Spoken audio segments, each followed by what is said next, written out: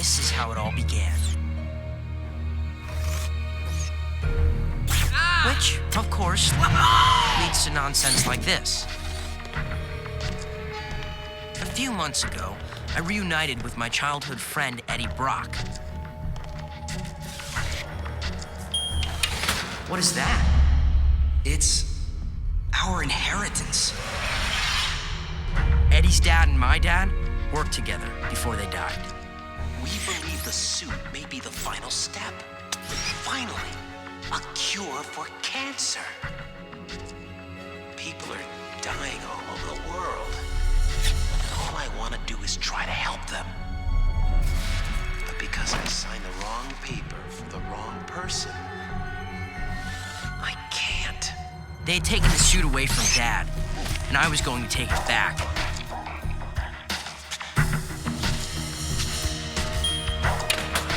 I thought, I knew I could finish what he started.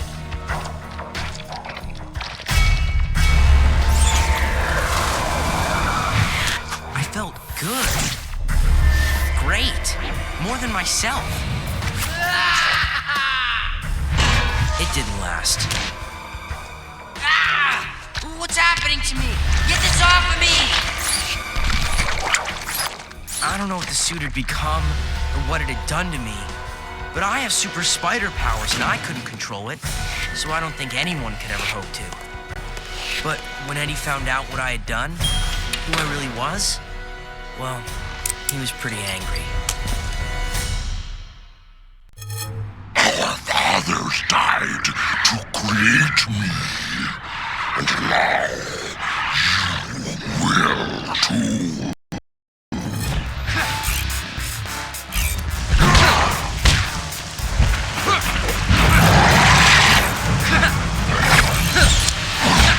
Listen to me, Eddie. You're smarter than this. This isn't you, it's the suit.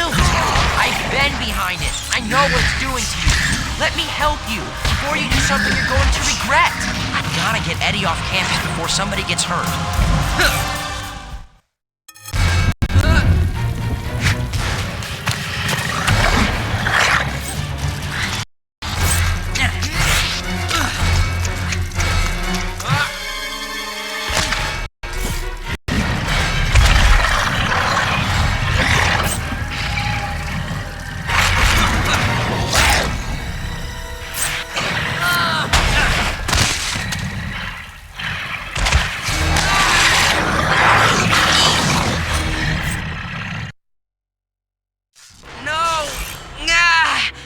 To get loose. I have to stop him. That means I have to put him down. Fast.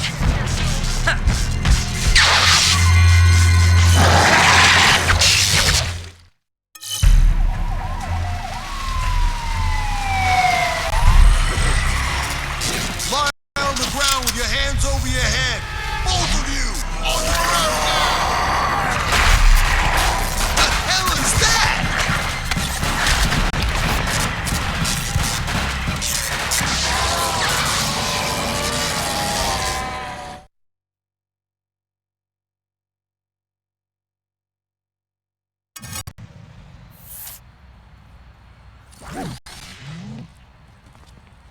I need it. It's not done.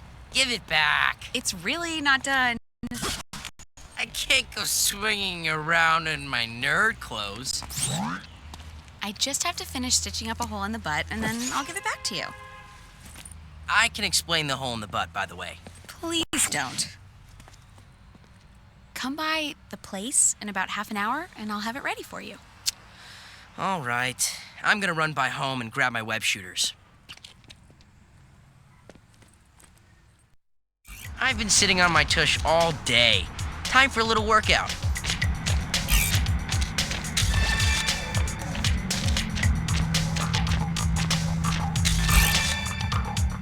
Let's start with some wall crawling.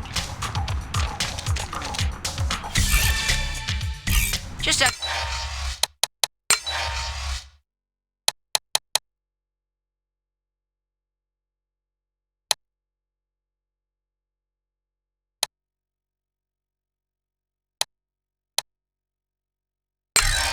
to jump up there. No biggie. Huh. Jump and then jump again. Sure, it breaks the laws of physics, but so do most things I do. It's me, the amazing jumping man.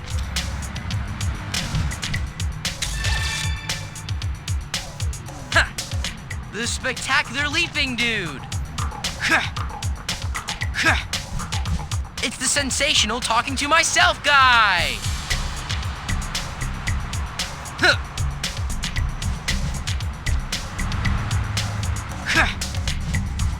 I have to quit being so easily amused.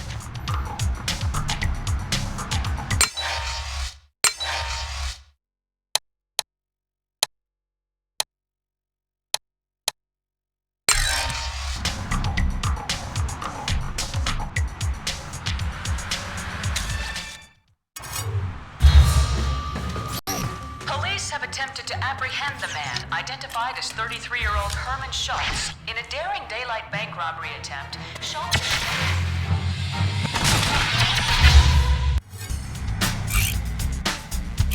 Web zipping is great for low buildings like these.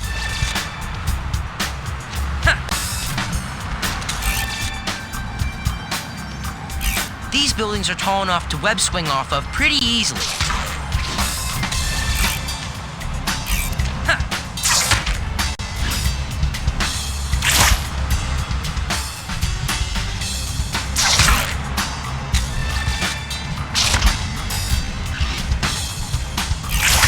Man, what did I ever do before I was able to web swing?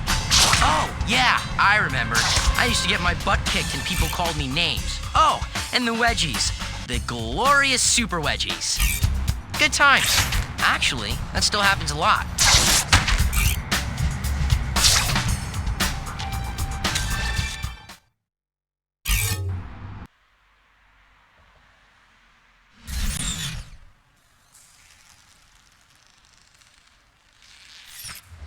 Ta-da! You scared me. You done with my butt, hole yet? There's an idiot causing trouble a few blocks from here. I need to skedaddle.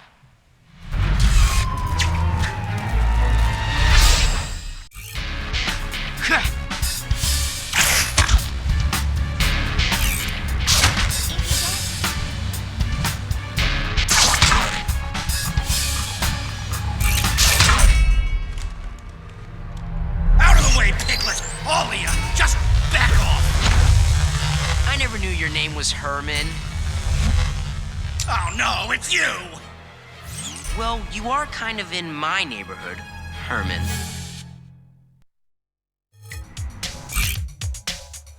I'll go easy on you this time, Herman. I'll only use my webs.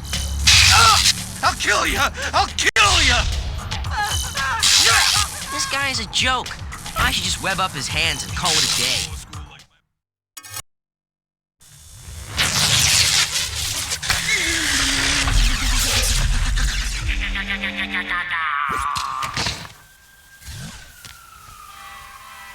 Good old predictable Herman. See you around, pal.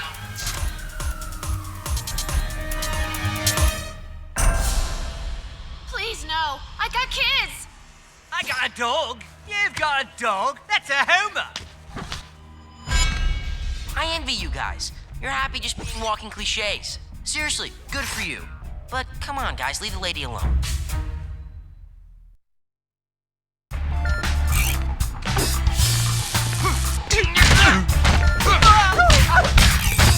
Oh, it's on. There's one guy who isn't getting back up.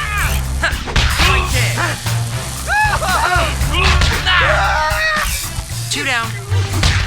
All done here. You okay? Get away from me, you freak. It's that kind of quality human interaction that makes it all worthwhile. Oh, yippee!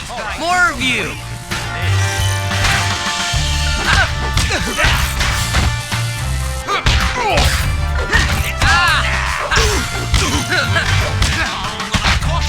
I need to web these guys when I knock them down. They'll just keep getting back up. I need to get home.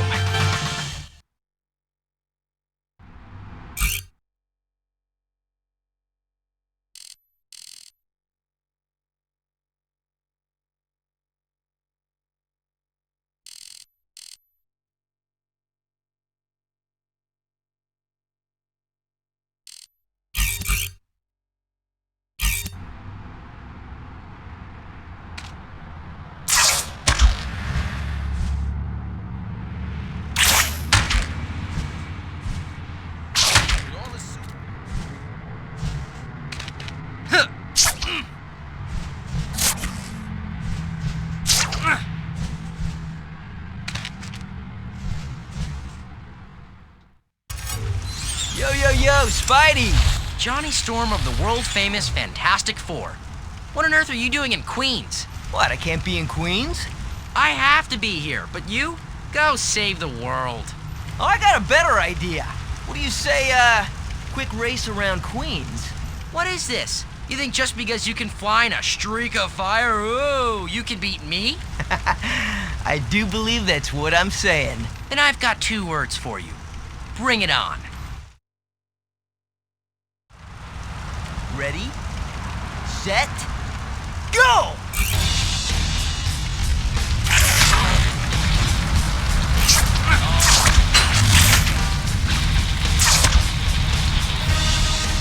Are you even trying?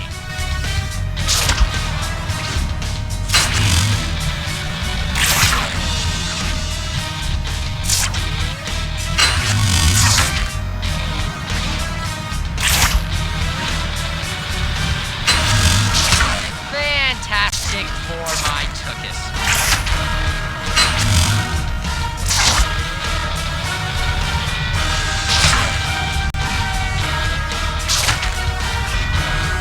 If you played more video games, you'd make those turns better.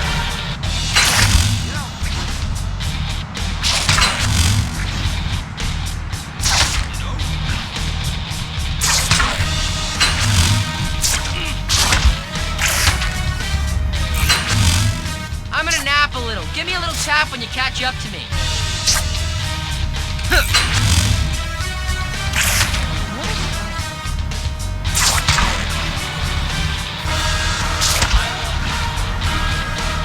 Would it help you if I gave up?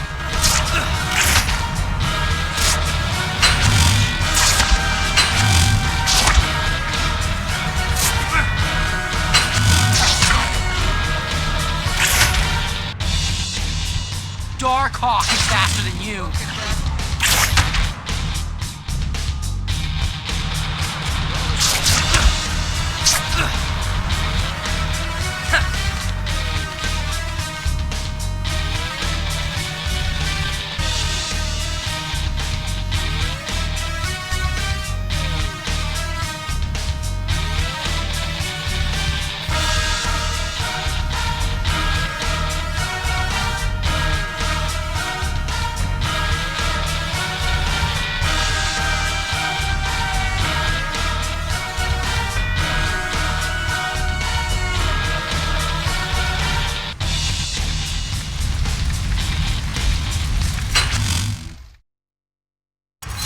Oh, man. You're faster than I thought. Now I own you. Yeah, whatever. You ever want to race again, look me up. I'm usually hanging out by the Baxter Building.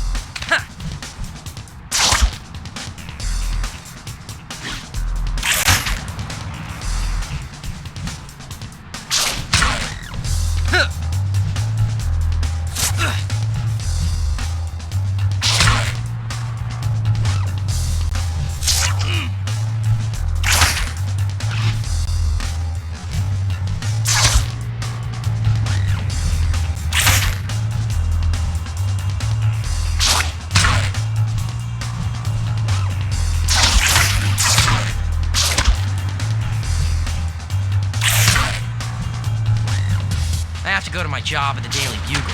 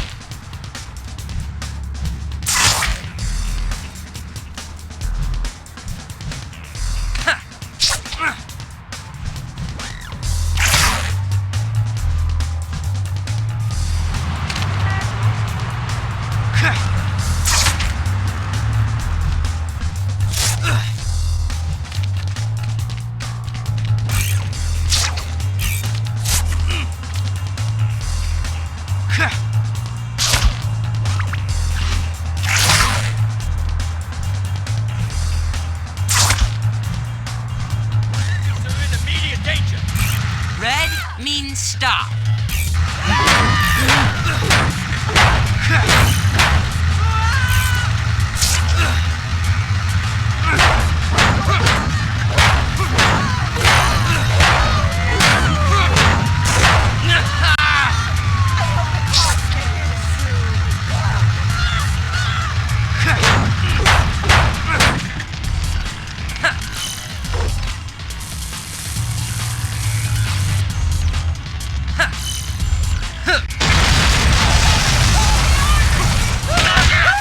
Jameson's gonna chew my butt if I don't go to the Daily Bugle.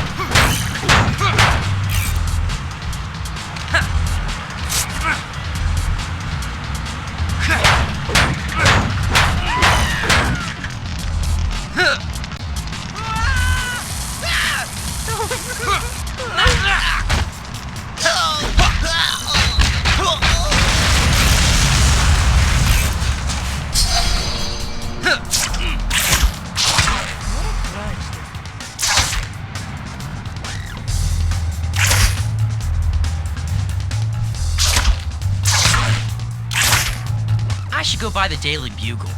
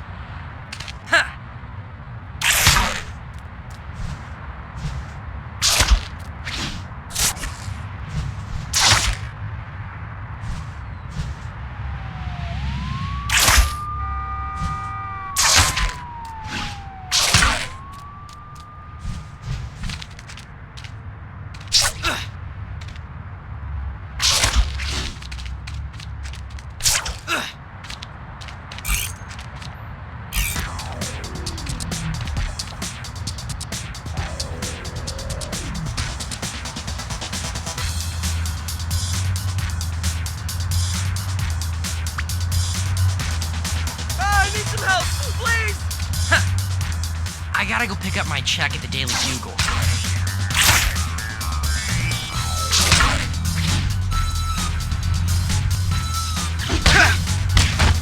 I think I can take him.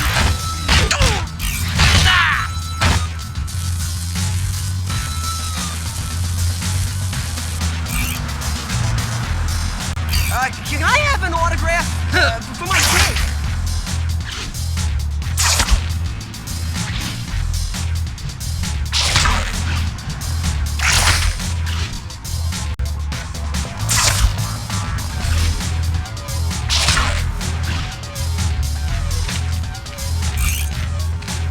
Good save, Spidey. Look at that view.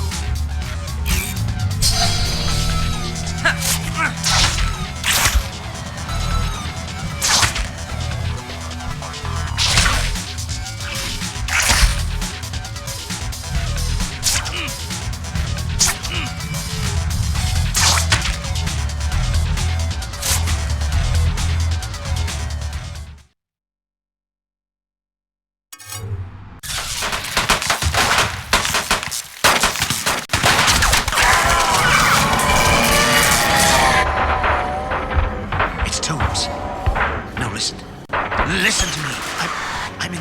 I'm in Queens, and listen. I saw the suit. You heard me. Yes, the suit.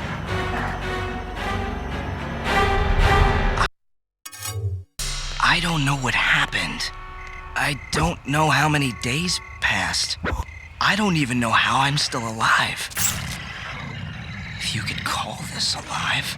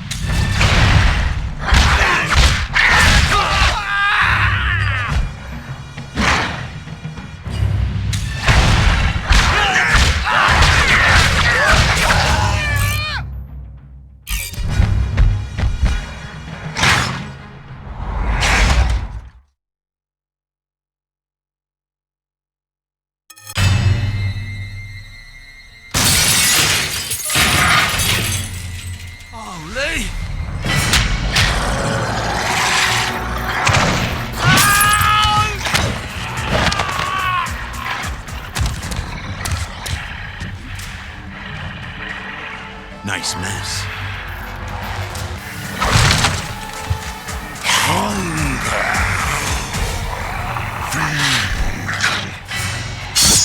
You don't say.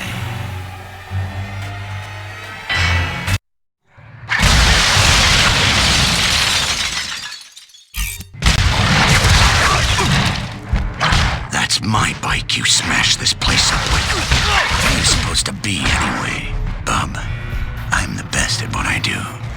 And what that is ain't pretty at all. See these claws? Unbreakable.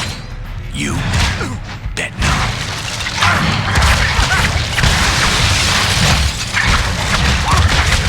You can't have a nice quiet evening without some damn thing.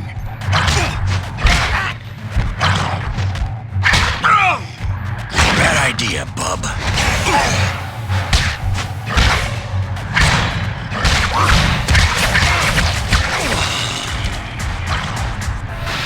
Bub, you have no idea how big a mistake you just made.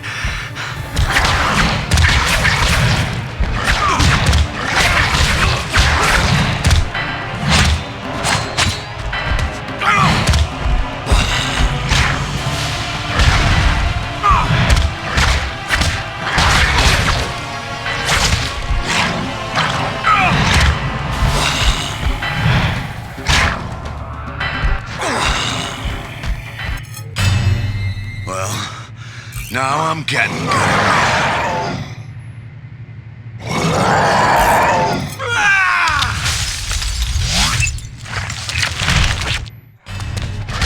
Just about enough.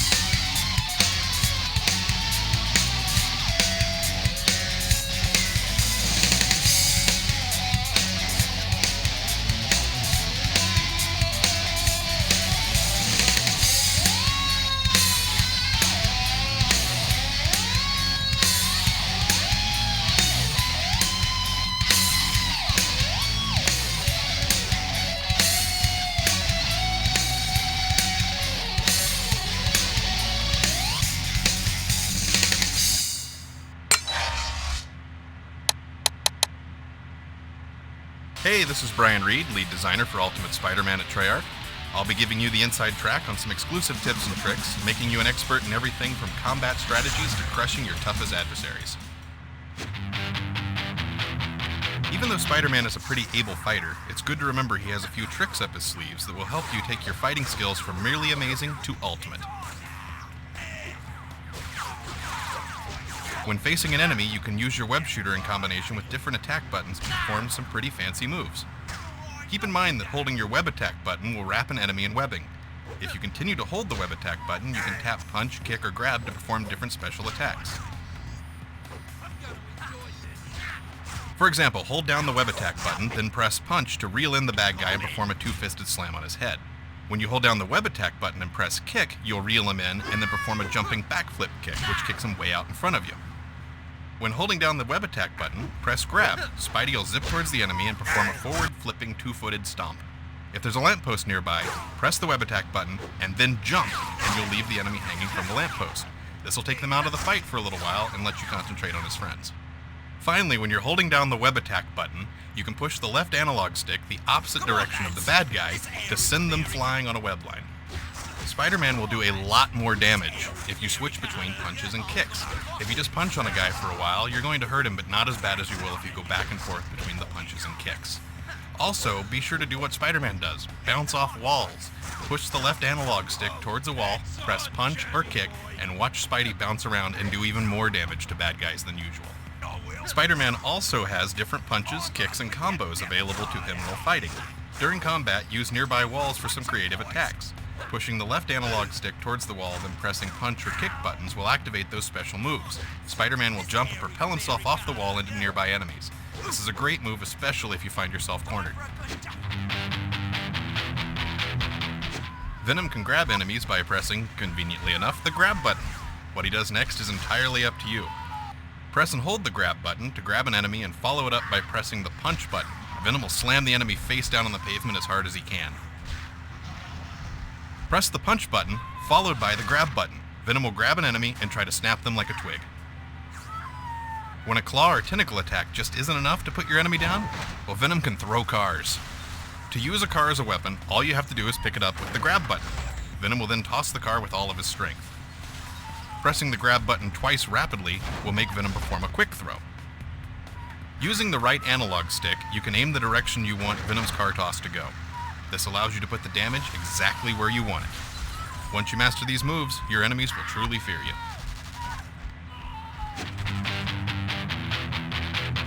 When the battle begins, Rhino has made his way to a construction yard and is attempting to rip out a massive gas storage tank. Now, this is bad news for all involved, so here's some tips to help Spider-Man save the day. Attack Rhino by jumping up and grabbing onto his back. Pounding on Rhino's armor will get the big guy's attention. Once Rhino is focused on Spidey, you can lead him over to the big patch of wet cement. When Rhino does his power punch and gets his hand stuck in the wet cement, it's time to activate the wrecking ball and send him flying. In the second half of this battle, Rhino will lead Spider-Man into a used car lot. The trick here is to focus your attacks on the broken panel in Rhino's back. Dodge Rhino's attacks until the electricity on his back has gone away, and then Spidey can grab on and pound away. Repeat this a few times and you'll win the battle with ease.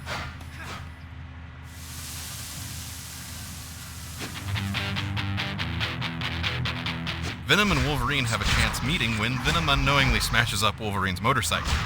Wolverine's ready for revenge, but armed with the following tips, you can even the playing field. Wolverine is a devastating fighter at close range, so whenever possible, try to keep him at a distance by using Venom's tentacle attacks. There are a few gang members that Venom can feed on for energy, so be sure to fill up before the fight spills over into the dojo. Wolverine will attempt to jump over Venom and attack from behind, but a good tentacle swipe will stop him in his tracks and put you in a position to finish him off.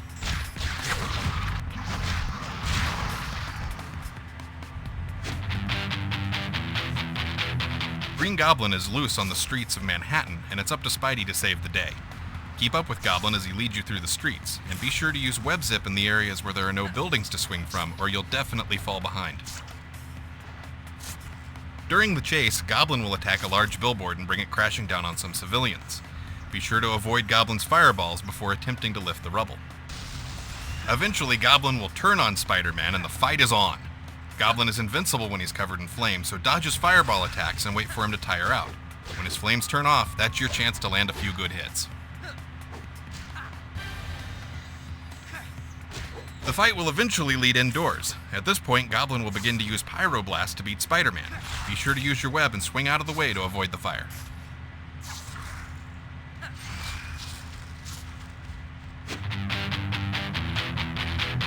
Electro is helping Trask Industries test the Venom suit.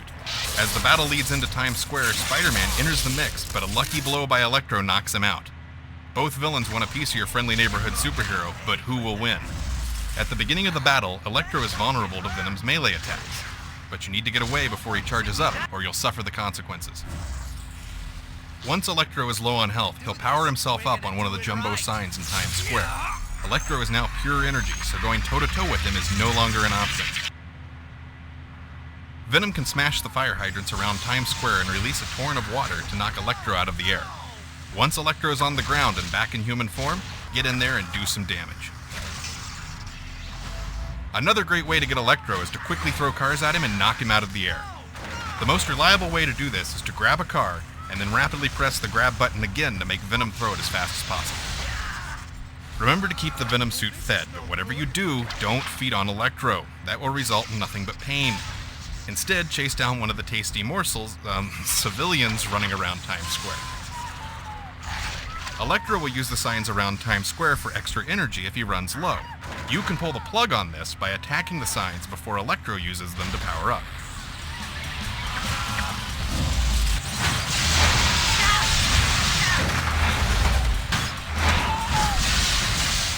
So there you have it. I've given you everything you need to know to master the game, so now get out there and have fun.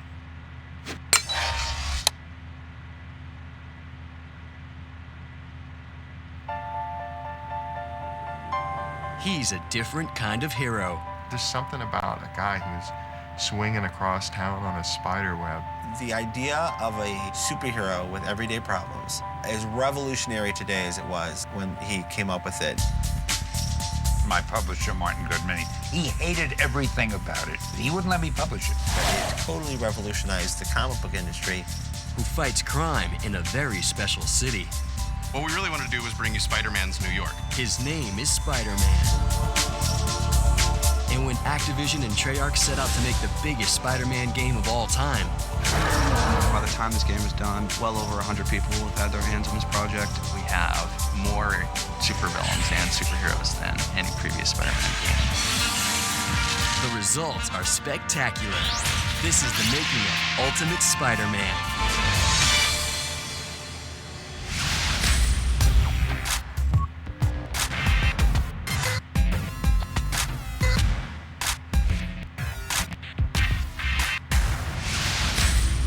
It's the early 1960s, and Marvel Comics wants Stan Lee to create a new superhero. Well, I had been doing comics for so long.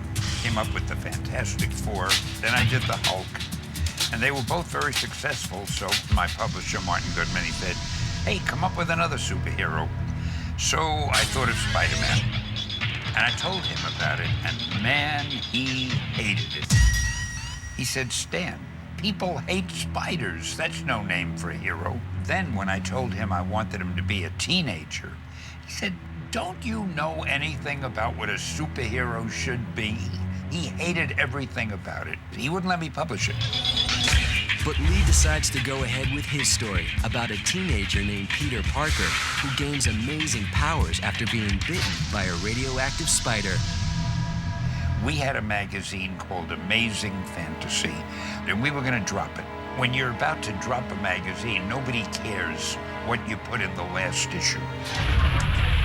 So I featured Spider-Man on the cover and had a story of Spider-Man. Well, when the sales figures came in, that had been our best-selling magazine of the whole year. So Martin walked into me. He said, you know, Stan, do you remember that Spider-Man character of yours that we both liked so much? Why don't you make it a series? And that's how it happened. In 1963, the web-crawling hero gets his own comic book. Spider-Man proved to be a very popular character, and 1960s. He had had his own book, which was Amazing Spider-Man, for the longest time. Spidey's adventures are brought to life by Stan Lee and artist Steve Ditko. Stan was scripting all this stuff, and Steve plotted most of it, and Stan dialogued it. Together it was something magical. Steve Ditko's artwork had almost a Picasso feel to it. It was almost cubist, and if you look compared to other comic books of that time, no one's ever imitated him. It's a very unique look to it. Steve Ditko pretty much created everything cool about Spider-Man. All of his major foes were created during Steve Ditko's run. Right on down the line, from the Green Goblin to the Vulture to Dr. Octopus and Sandman. Everything about Spider-Man, from his costume to his alter ego Peter Parker, draws in readers, and comic book fans can't get enough. Stan Lee really rocketed into fame for creating heroes that had flaws, that had a real life, that had a personality beyond the cape and cowl, beyond the spandex. One of the things that made Peter Parker really so very successful is what my publisher objected to. It was all the problems.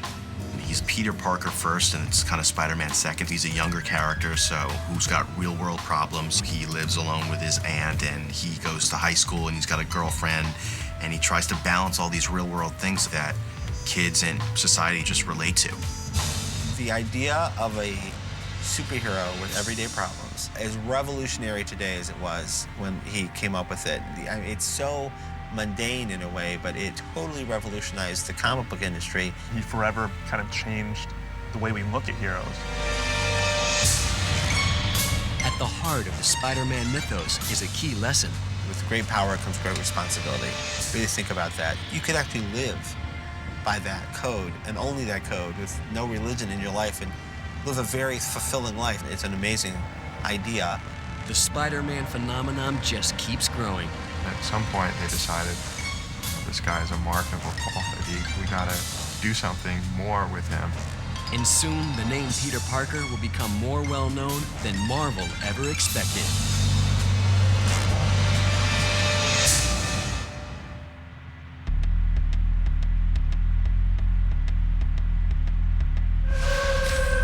After more than 40 years of crime fighting, Spider-Man has become a household name. Comic book artists such as Todd McFarlane and Eric Larson gain notoriety from their work on the Spider-Man comics. The friendly neighborhood web-slinger spawns numerous comics and 2 blockbuster films. Oh, you didn't have to be a genius to realize how successful Spider-Man was. Well, the book sold like there was no tomorrow. Soon after the turn of the new century, Marvel launches Ultimate Spider-Man, a modern retelling of the classic hero.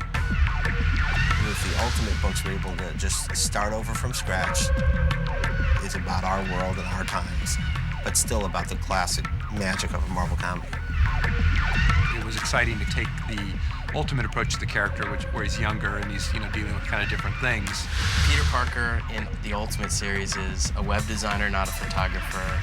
He deals with a lot of current day issues. When the comic was first conceived by Stan Lee in the early 60s, there are a lot of issues that might not resonate as well with teens today.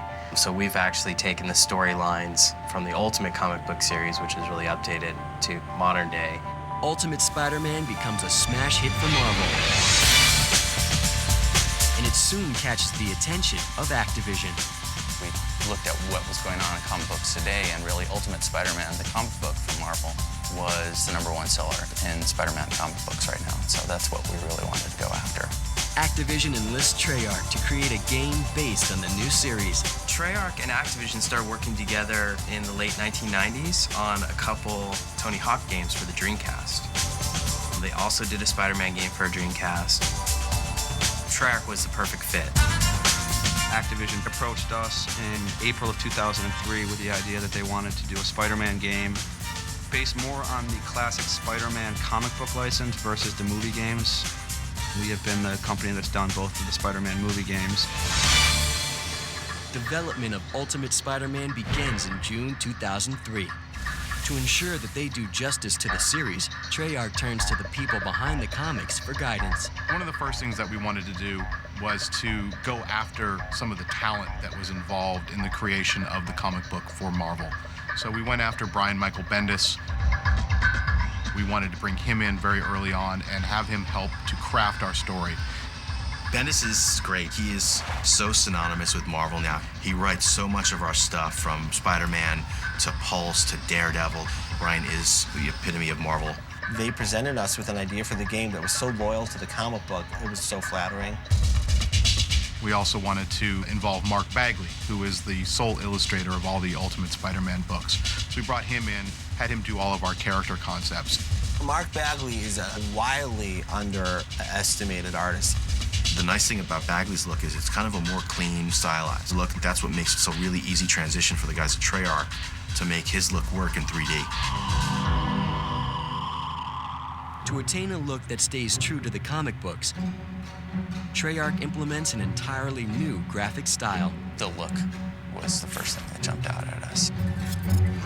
The Ultimate Spider-Man, it doesn't look like any of the previous Spider-Mans. It doesn't look like the movie. It's its own entity, and we really wanted to capture that because it was very exciting and it was very new. Ultimate Spider-Man's really sort of like Spider-Boy. He's still in high school, and so he's got sort of this egg-shaped head and a thinner neck and these elongated features. So we spent a lot of time examining all of the books at that time, trying different techniques to try and capture that look.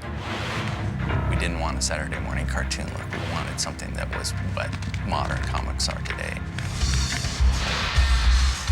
So we wrote a new shader from the ground up. It's a combination of texture maps and our own shader technology. We use a very high polygon model to achieve the inking style. These characters are up to 7,000 polygons. He's closer to 9,000 polygons.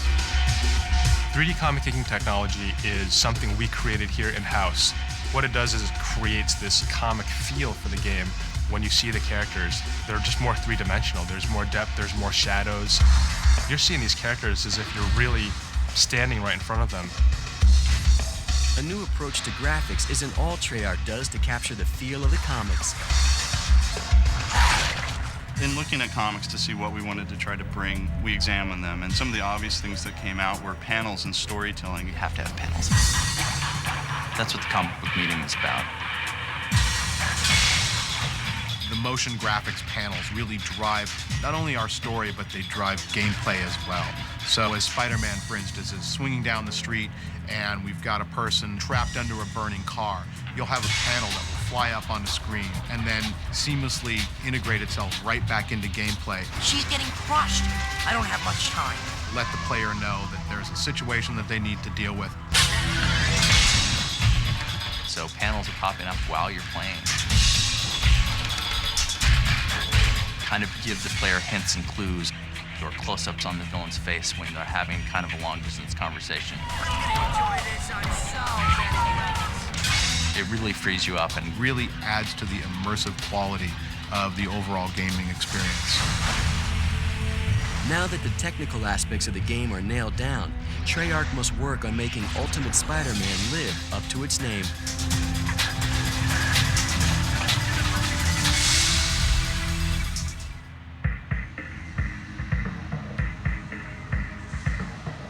Treyarch is set on making Ultimate Spider-Man the biggest and most ambitious Spider-Man game ever made.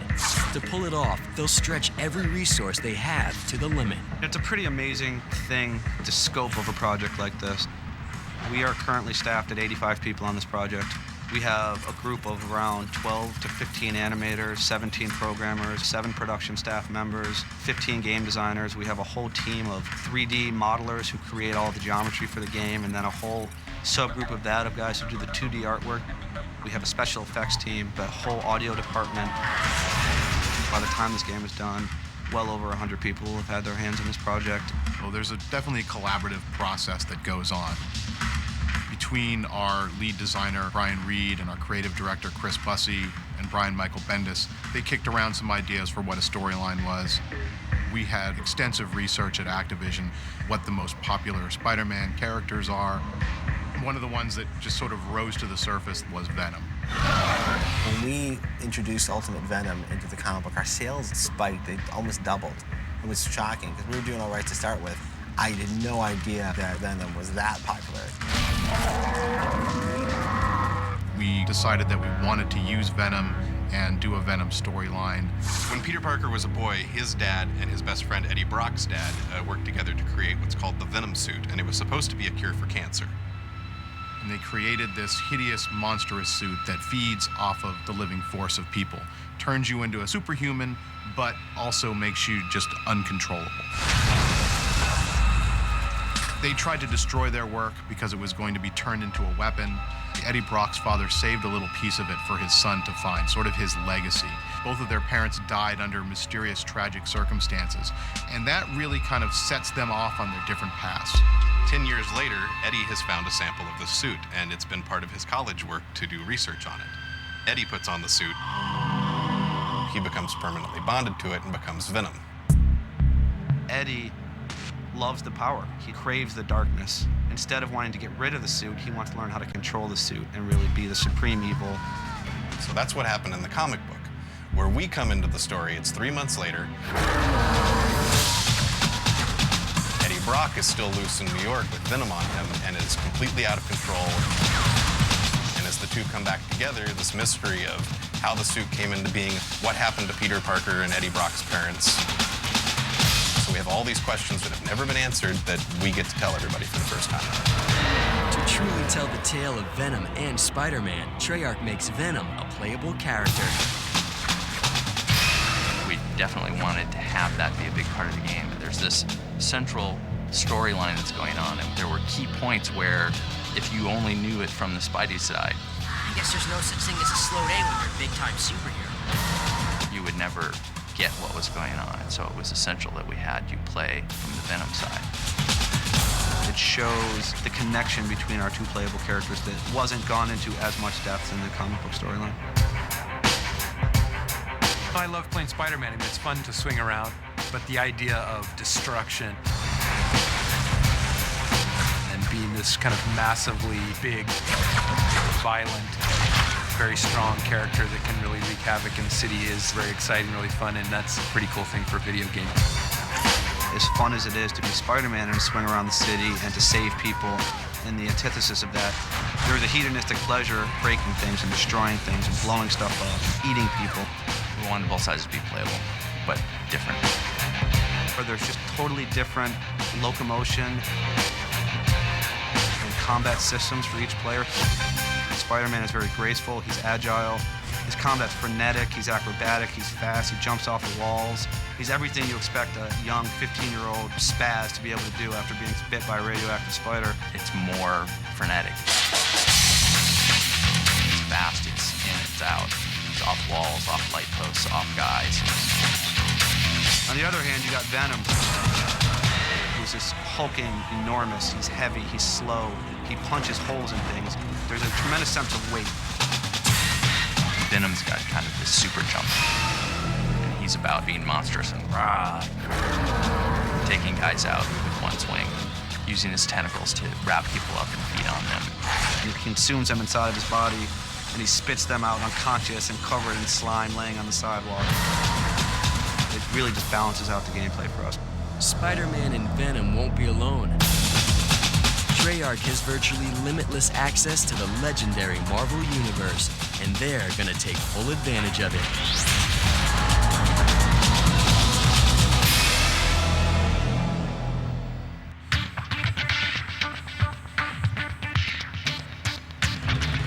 Treyarch and Activision have set out to make the mother of all Spider-Man games with Ultimate Spider-Man. A big part of their goal is to include as many cameo appearances as possible. The list of heroes and villains who will appear in their game is awe-inspiring. Of all the Spider-Man games that have come out, this is going to be the largest slate of supervillains in any of the previous Activision Spider-Man games. We were going to grab everything we could at Marvel and throw it into this game. We've got Johnny Storm. We have got just this pile of Marvel heroes in our game. We're introduced to tons of characters in the Ultimate Marvel Universe. Some we've already met before, some we've never seen in the Ultimate book before, that people have actually been dying for, like Ultimate Beetle and Ultimate Silver Sable is going to be a big one. but plus tons of cameos. You got Nick Fury's in it, Mary Jane's in it. The Ultimate, franchise opens up a new take on all these bad guys. The Ultimate Rhino looks very different from Rhino from the classic series.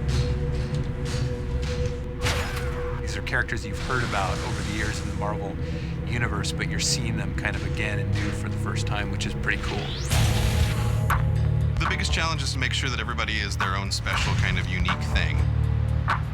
Rhino is 3 stories tall and charging through Queens, knocking down buildings, throwing cars at Spider-Man during their boss fight. Then when you fight Green Goblin, you're chasing him through the streets of New York again, but their fight ends up crashing through the roof. And they end up fighting in the Grand Hall there. And it's fireballs everywhere and Spider-Man fighting the Green Goblin. We have more interactive superheroes and supervillains than any previous Spider-Man game.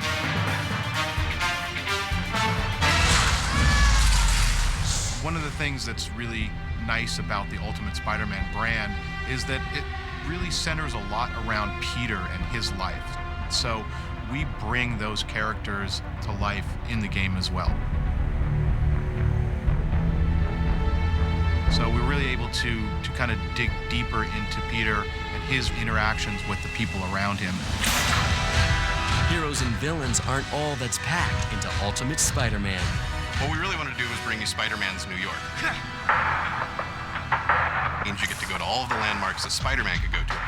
You get to go to Queensboro Bridge, where Green Goblin nearly killed Mary Jane. We actually sent a couple of our artists to New York during pre-production to go and photograph all over New York. We photographed textures and just little things like manhole covers, signs going into like Little Italy and Chinatown, and taking pictures to get those flavors. Queens is where Peter lives with his Aunt May. It's where he goes to high school. So it was just kind of the logical step to take for us to expand this environment to include Queens. It just gives the player the freedom to kind of go anywhere they want in this city and be that heroic Spider-Man character. As the September 2005 release date for Ultimate Spider-Man draws near, development begins to wrap up. The people at Treyarch and Activision look back at what they've accomplished and are confident that the game represents their best efforts. Mostly, I'm really excited about the story we get to tell and the events that we get to do and the fact that we actually fit into the comic book continuity. For this little brief moment in time, I actually get to touch on Peter Parker's life and do something to it is really the coolest part of this project for me. Stuff that we're doing in this is going to be carried on. Bendis is going to carry those storylines into comic book, and he's going to be making sure that stuff that's happening in the comics are at least tangentially related to what's going on in the game. It's always a challenge to take what you start out with ideas and designs and to actually make them come to life in the game. And that's really a testament to the talent that we have over here at Treyarch. This was one of the best experiences I've ever had, and there's so many people involved. When we create the comic book, it's just a handful of people, whereas there's so many developers and special effects guys.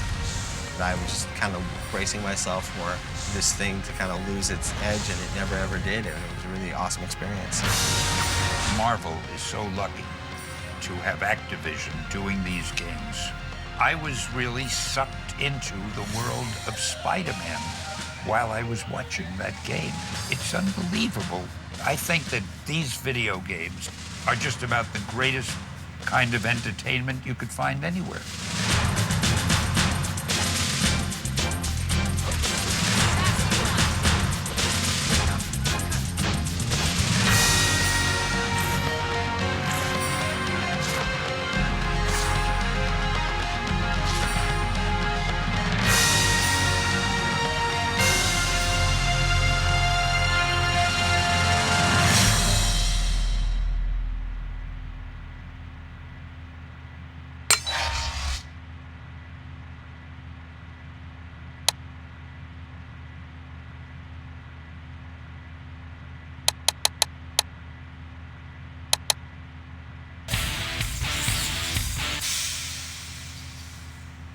I was sitting at my desk and I saw a fly crawling on the wall.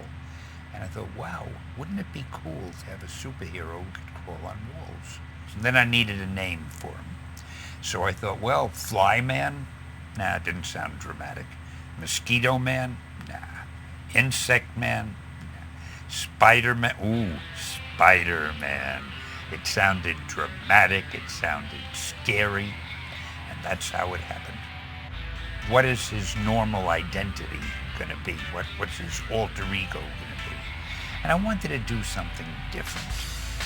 I figured I'll make him a teenager, but he won't be a teenage sidekick. He will be a teenage superhero. And I want him to have a lot of problems so that the average teenager reading the book could empathize with him, could figure, hey, I know how he feels, boy. I got the same problems.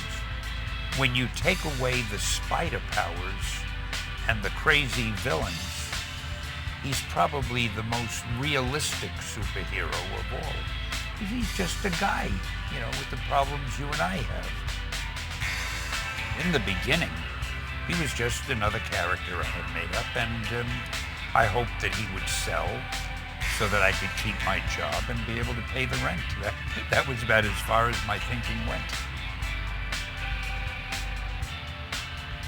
I think the main thing that makes Spider-Man so appealing as a video game character is the fact that he does things that no other character does. The fact, just the web swinging alone, what could be more exciting?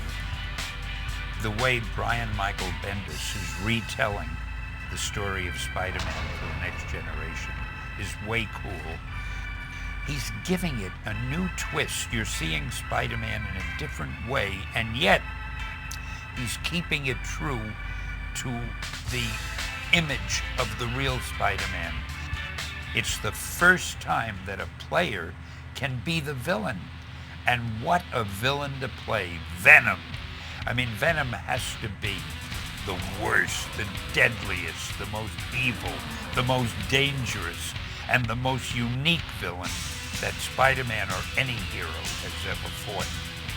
I think if I were doing another villain for a Spider-Man game, what I would suggest is having a double villain, Kraven and Sandman. They're both totally different, and even Spider-Man would have a tough time beating them. He'd have a tough time beating either one, but both of them, man, that would be fun. I think the idea of doing the Ultimate Spider-Man as though it's a living comic book is a great idea. That doesn't work if you're taking a badly done comic book.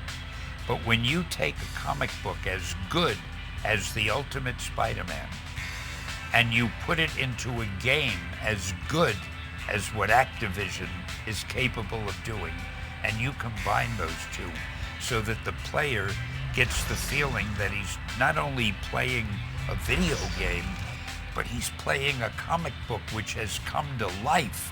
I mean, that's got to be incredibly exciting.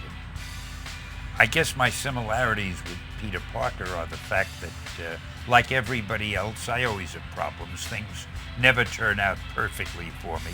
And as far as my similarity to Spider-Man, well, I guess the easiest way to put it, we are both wonderful human beings, very glamorous.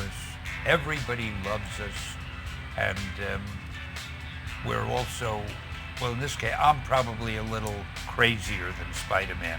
But seriously, Spider-Man is a great character. And as long as the people working on Spider-Man care as much about him as we do, and as long as the public still clamors for exciting, original entertainment, I think Spider-Man has a very long shelf life.